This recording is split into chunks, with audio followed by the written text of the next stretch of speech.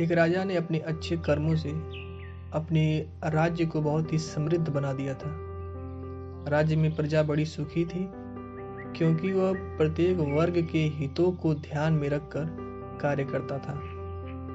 जब राजा वृद्ध हुआ, जब राजा बूढ़ा हो गया, तो उसे योग्य उत्तराधिकारी की चिंता सताने लगी, क्योंकि उसे लगता कि योग्य उत्तराधिकारी के बिना उसकी जो पूरी बनाई हुई सुव्यवस्था है वह अव्यवस्था में बदल जाएगी, प्रजा की परेशानी बढ़ जाएगी।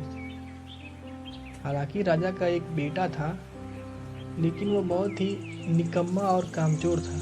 वह आलसी भी था। उसे लगता था कि वह राजा का बेटा है तो वो मालिक है और बाकी प्रजा उसकी गुलाम है।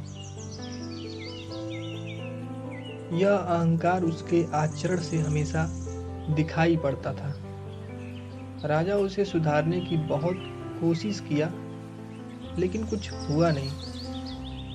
तो एक दिन उसने निर्णय लिया कि वह अपने राजकुमार को, वह अपने बेटे को भगवान बुद्ध के पास भेजेगा।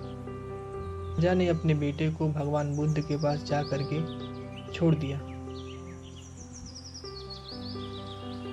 और राजा भगवान बुद्ध से बोला कि मेरा बेटा कामचोर है, मेरा बेटा कुछ करता नहीं है, यह आलसी भी है और दूसरों की बुराई करता है। मेरे बेटे को एक अच्छा इंसान बना दीजिए।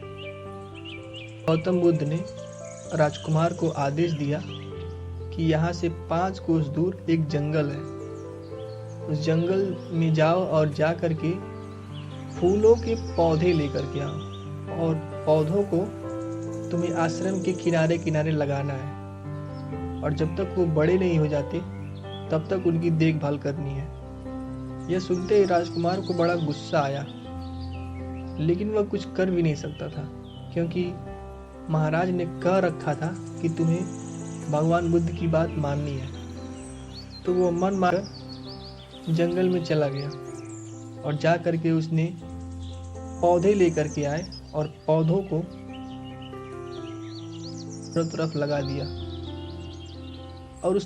और उसने ना चाहते हुए भी पौधों की देख रेख करना और उन्हें पानी देना शुरू कर दिया।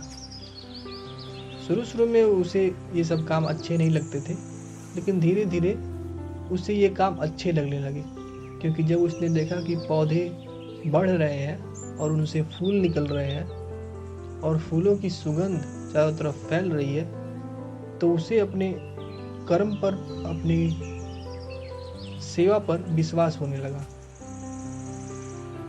खुद के लिए अच्छा लगने लगा कि क्योंकि उसने पहली बार कुछ किया था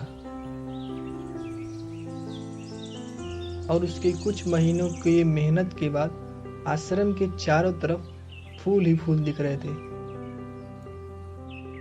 फूलों की वजह से महक रहा था।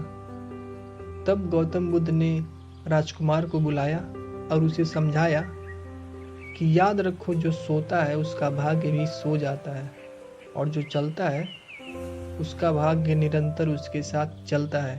अगर तुम कर्म करना छोड़ दोगे तो तुम जीवन में कुछ भी हासिल नहीं कर पाओगे, और अगर तुम कर्म करते रहोगे तो जीवन में तुम जो चाहे वो कर सकते हो। अब राजकुमार एक कर्मठ इंसान बन चुका था और राजा को भी अपना योग्य उत्तराधिकारी मिल चुका था।